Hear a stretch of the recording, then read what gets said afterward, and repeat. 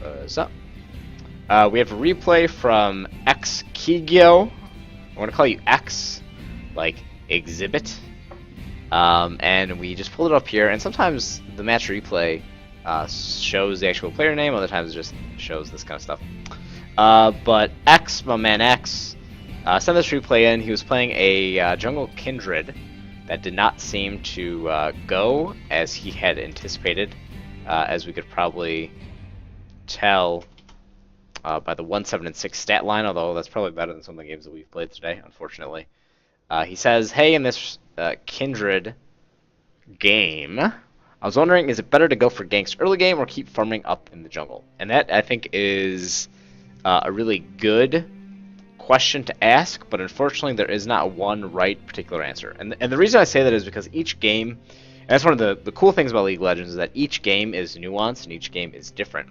So we just have to make sure that we are understanding that not all the times are you going to be ganking, not all the times you're going to be farming. Sometimes, depending on how the matchups go, you might gank a little bit, sometimes you might farm a little bit more. But let's look at your build when it comes to runes and masteries. And let's head on over to Kindred. This is actually my standard 80 carry rune page, and this is the rune page that I play with, that I play on my Kindred as well. Attack speed quintessences, straight flat attack damage marks, flat armor seals, and then flat magic resist glyphs. You might even be able to get away, and this is something that I've contemplated for quite some time, get away with scaling magic resist or scaling cooldown instead. Attack speed, everything seems pretty standard overall, although instead of, you don't get Oppressor, which you might want to reconsider, and you also go for Fervor of Battle as opposed to, let's say, Warlord's Bloodlust. I think Fervor is probably a good pick overall. In terms of, so you're 18 points Ferocity, 12 points Cunning. I would go for the increased neutral buff duration as opposed to 2% damage when you're isolated. And let's actually go ahead and pop into the game right here. Let's see if we can pull it up. Go ahead and close this. And let us hop into the game. Where did you go? Here we go. So, if we think about Kindred in particular, one of the things about Kindred that makes her unique is that she has the mark of the Kindred, right? And this appears not only from a ganking perspective, you can target someone, but it also happens periodically across the map. And seeing as though you asked me, you know, should I be ganking versus should I be farming, this is sort of an early game, pre-10-15 minute decision or pre-10-15 minute idea. And a lot of it, pause, has to do with the person that you are playing against, which in this case you are jungling against a Volibear.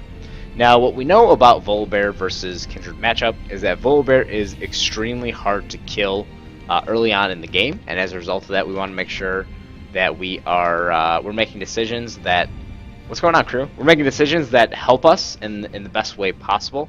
So let's go ahead and play this clip a little bit forward. When it comes to the itemization, you just have to go with a Hunter's Machete. This is something that I've addressed in other videos, but for the most part, let's actually get the Fog of War on red side, and we'll have the camera hanging up over here on Kindred. One of the things that I'll say, and this is really just individually based, let me get some water, is that you'll probably want a Hunter's Talisman as opposed to a Hunter's Machete. And the reason why I say a Talisman is because with Kindred in particular, your Dance of Arrows, your Q, and your Wolf's Frenzy are going to consume a lot of mana. Wolf's Frenzy not so much, 40 mana at first rank, nothing big there. But when you're spamming your Dance of Arrows, and that's really the fastest, most effective way to actually clear the jungle, what you're going to want to recognize is that you're going to need mana. And not only are you going to need mana, but you actually gain a fair bit of overall life from your Wolf's Frenzy. You start building this up, and then it pops, so you get healing. And then you also have, in your particular tree, you go for 3 healing potions and 100 Machete. The reason why you would go for 3 healing potions as opposed to a refillable potion is, think about it this way. Each potion gives you 150 life, each refillable potion gives you 125 life.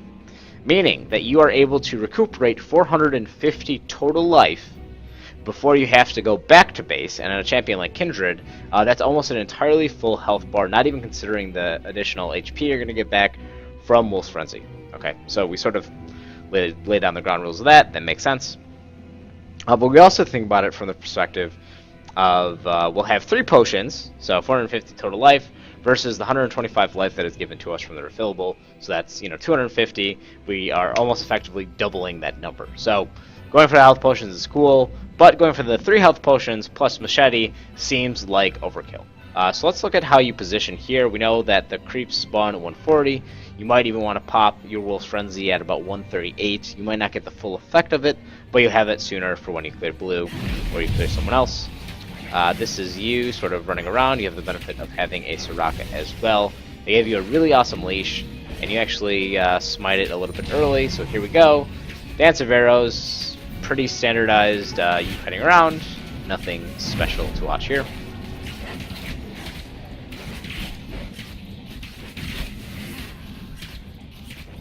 And it's also worth noting that there is an Ash mid. Okay. So 1 potion down. Auto attack. All standardized stuff. The real kicker is going to come when you head to the top side of your jungle. And if you decide to go for red buff, which I imagine you will, because you'll have smite up. So a little bit of pause there, thinking about do I leave. And we have the first trigger of information, which is seeing the Vladimir die to the Riven. So what we're going to assume is that Vladimir will probably need some sort of emotional support. I know that might sound silly, but Vladimir is going to need some help at some point from you. And that help, sooner than later, will be able to reinstill some of that confidence into Vladimir. More importantly, on a Riven, Riven is being able to decide, oh, I can free farm on this Vladimir. GG easy type of mentality, right? So as a result of that, we're going to anticipate that if, based on where we see that the Vladimir dies over here. If Riven is willing to, at level 2 or 3, kill the Vladimir this far, when she comes back with probably a new item, she's willing to do that again. We sort of wait for her to be aggressive, then we come in with our level 3 and try to counter gank, make her burn the flash. We actually see that her flash is burned, but I don't know if they typed that, I don't know if you have that knowledge. So you're going to go ahead and ward this up. You're going to want to put Death Stance down. Here we are. Again, pretty standard stuff. You accidentally walk out of the Death Stance area, which means that your Dance of Arrows isn't entirely there. And we're just really thinking about how it is that we can change up the patterns. So at this point, we pause the game, and we want to take stock of what's happening. First and foremost, we have no more potions left. You're at about half life, and you have double buff. Now, the blue buff is going to expire sooner than later, so that's worth noting. Thing 2 worth noting is that you have red buff, so if you're going to chase a champion like Riven, who has all of her abilities at this point, or at least we assume she does, it could be a little bit problematic, but with your Dance of Arrows, you actually get to propel yourself a little bit forward. Auto attack, Dance of Arrows, auto attack, so on and so forth. And you're actually able to apply your Mounting Dread too. So you have a way to really burst this Riven down, and it seems as though you're kind of walking up to this top bush. We don't really have vision. You're kind of scouting the area, and you go onto the Rift Scuttler. Pretty good decision. And do you end up going top? No, you don't. So at this point, we see very, very briefly the Volibear. And not only do we see the Volibear, but we actually see Ashe sort of in a position to have died. There's a lot of pinging, and unfortunately for you, Ashe is not following. Now, let's back this up a little bit. We know, slow it down to regular speed, we know that the Ashe isn't following. So when we see that the Ashe isn't following until right now, what we have to do with this information is find a way to engage or not engage. So we're making this sort of mental dialogue. Do we go in? Do we not go in? If we go in, are we actually able to 1v1 this Volibear, which I think the answer is no. So what we see is that you're attacking, and actually what you could have done is baited the Volibear a little bit more. All of a sudden, by the time that the Ashe gets there, because you lagged behind, you've already scared the Volibear. So this might be one of those examples where you kind of sandbag a little bit, where you maybe make the Volibear think that he's able to actually beat you, because he's actually able to run down here instead, so he's able to run. Great attempt by you, maybe executed a little bit preemptively. You're probably going for your Mark of the Kindred. So all of a sudden, it's pretty much impossible for you to kill this Volibear. He takes the lantern, and you run back. Maybe you clear one jungle camp because of the xKigyo. Otherwise, you probably should go back to base. So, this is the part, and I talk about this a lot, I talk about decision making and being decisive. This is the part that I'm very confused about, right? You start heading this way, and then you start heading down, and then you start heading to the tower, and then you start heading down again. And finally you settle on going for the jungle camp. Now, it might seem like a very small idea in the grand scheme of things, but as a result of that, you are actually spending a lot more time in the jungle than you probably need to. You could have went back, picked up whatever it is, either red or blue smite that I think you got. You go ahead, pick up red smite. And now we have to take stock again of what's happening. Well, bot lane just died on your end. Riven is probably about to kill Vladimir. They actually kill each other. And you head down mid lane. Now, you head down mid lane. Your Ashe is dead. There's nothing you can do. RIP Ashe. And you head here. Now, unfortunately, you are stuck. Now, you being stuck is not the worst thing, because you get sort of free experience. You get the benefit of being a mid laner without being a mid laner. And then you sort of head back to the top lane. Now, what I would say is, as you make the decision to head to the top lane, the first thing you need to consider is levels. Okay, when you look up to the top lane, you see a level 6 Riven versus a level 4 Vladimir. So you're thinking probably let's go help him. So as you're approaching, let's put this in regular speed. We don't know if Vladimir has the cojones, the intestinal strength to go ahead and fight this, and so we're actually just going to see you pretty much die immediately. Okay, so this really has nothing to do with you ganking versus you farming. This just more has to do with you understanding the champion's mechanics. Even without ultimate, Riven was going to kill you. You don't have your ultimate, you have flash, but we've seen by the time that you got there, it was a 2-in-1 Riven.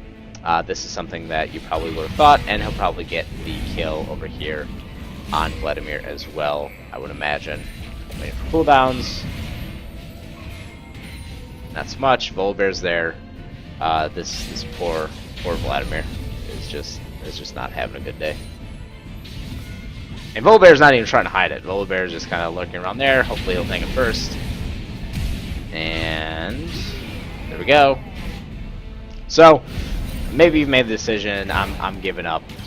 I'm giving up on top lane. There's nothing I can do. GG Riven Fit. But the one thing that we have to consider is, based on the information that we have, pause, we know that Volibear was topside. Now, one of the benefits of playing someone like Kindred is that you can actually take objectives, and I think you're going to go for Devour. I would imagine you go for Devour. And as a result of that, even though you don't have it now, you're actually able to secure some objectives that are highly contested, like the Rift Scuttler. Now, one of the nice parts about taking the Rift Scuttler is that you're actually able to prevent, when you take it, in a very basic understanding of the game, when you take that particular mob, it makes it so that the Volibear cannot take it. So let's go ahead, sort of watch this film, speed you up. I imagine you go for blue buff. Hopefully you don't give it to your AD carry mid-Ashe, although I think she's doing pretty well on the team. Instead, you are gumming to provide your teammates with some assistance. Let's watch it at half speed. There's an auto attack on Thresh. Another one, you use your Mounting Dread on the Thresh as well. Auto attack, and actually you decided to pull back, which is interesting. I don't think you were able to secure the kill, even if you decided to continue forward. But it's interesting that you didn't try to make them burn any of the summoners, but instead you're just kind of farming mid lane here. Now, one of the things that is noteworthy for you guys is that you actually don't want to continue pushing this lane, because the one mystery item here is, where in the world is Volibear? And Volibear has a pretty fast, with his Majestic Roar and his friends, he has a pretty fast clear speed.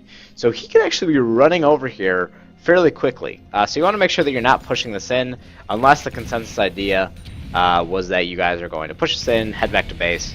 But I imagine, and actually, let's take stock of the summoners here. Let's see. Jinx is just facing all these. Soraka heal. And Vayne goes to condemn, but actually the summoner spell heal comes through. We know that Ignite is down, and Thresh is about to burn Flash, if I recall correctly. There we go, so there's the Flash from Thresh. You don't know if Vayne has heal or Flash, and so again, by not pursuing that, you're not able to deprive or take away some of the summoner spells. So you're running, probably gonna go to blue buff, check it yourself, I would imagine.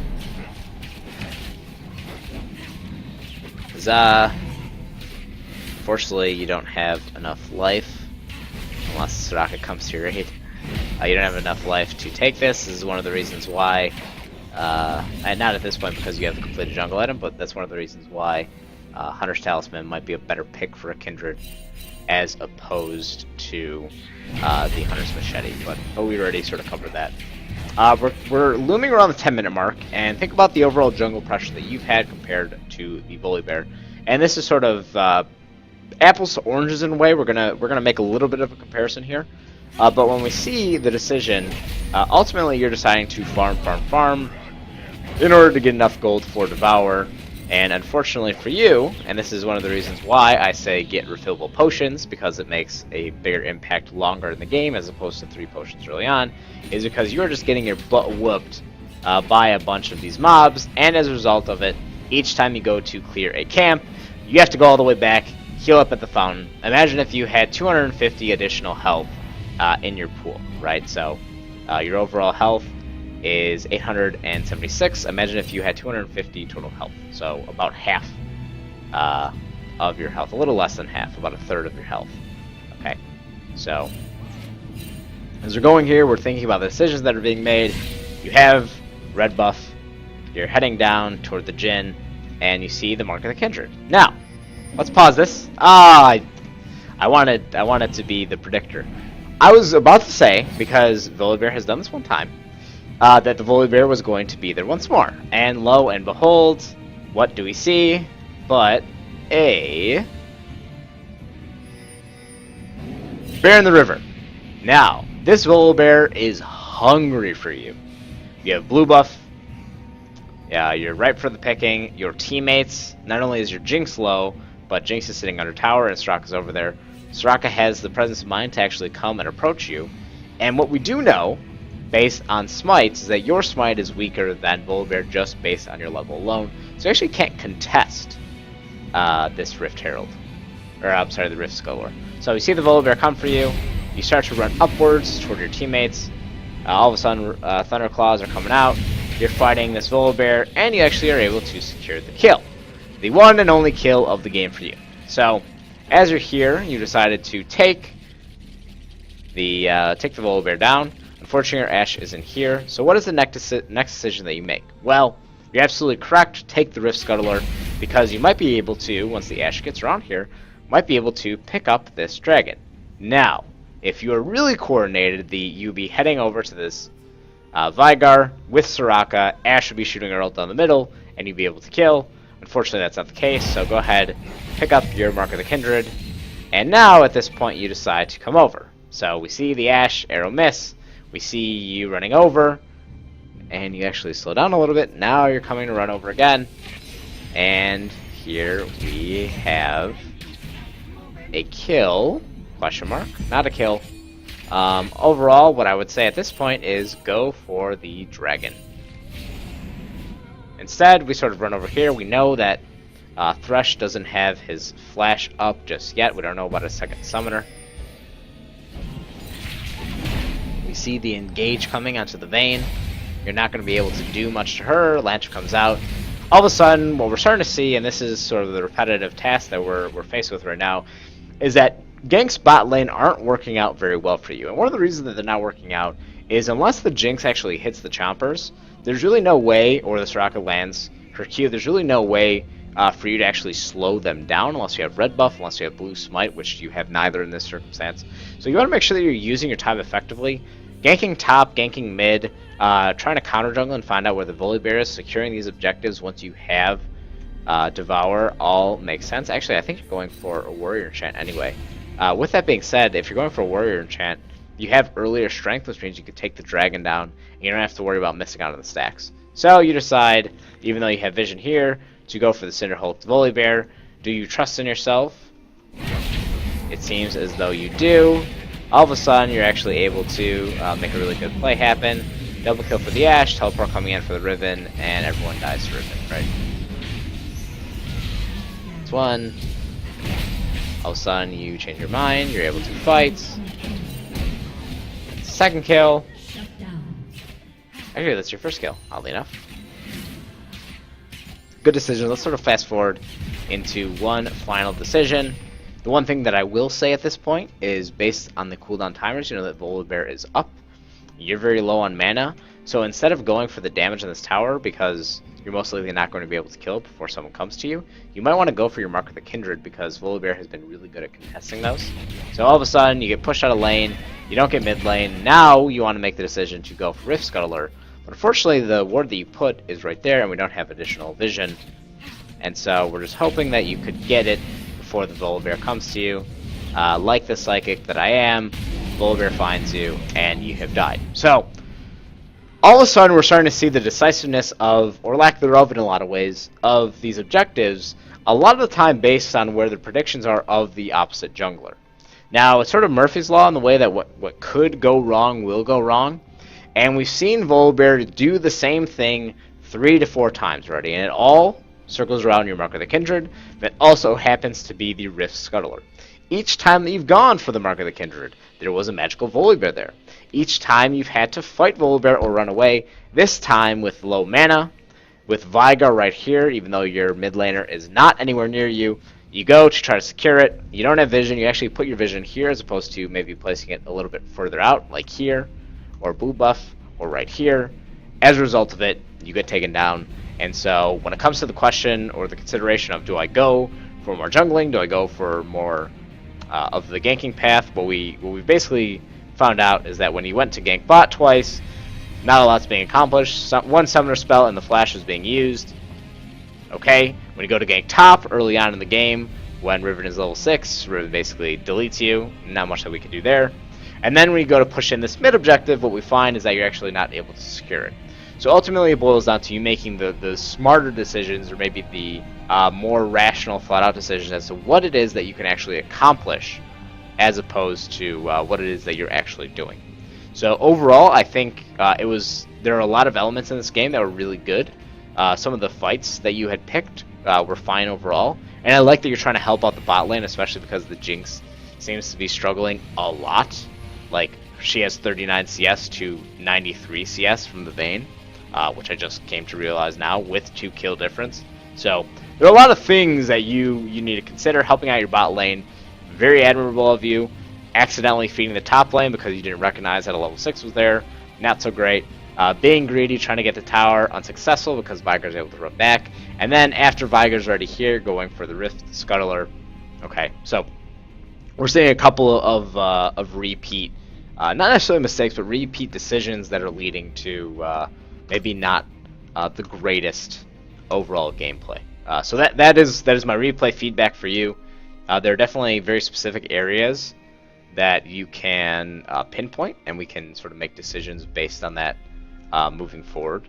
But I am going to reset League of Legends, get some more water, and then play one final game, the Russian roulette of games for the day, and we'll see if that actually if that leads us down a road of satisfaction or a road of eternal sadness.